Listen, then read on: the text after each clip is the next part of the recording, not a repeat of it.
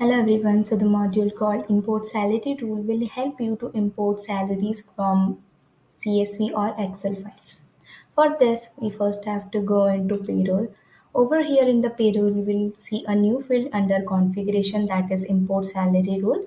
So you can simply click over here and you will see a wizard in which you can add which file you want to import. It can be in CSV file as well as in the Excel file, and you can also download the sample from here and you can click import and those rules will be imported. But before importing this, let's check how many salary rules are already there.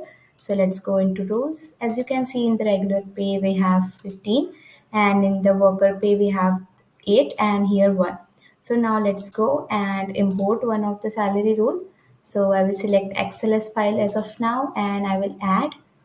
So I have added this file. Let me import this. So as you can see now, it became 19. Earlier it was 15. So 4 rules were added into this one. So this is how you can simply add and import any of the file with salary rules over here, and you will get all the details of the all salary rules. So this is how this module will help you out to importing easily all the salary rules you want to and add it in the salary structure.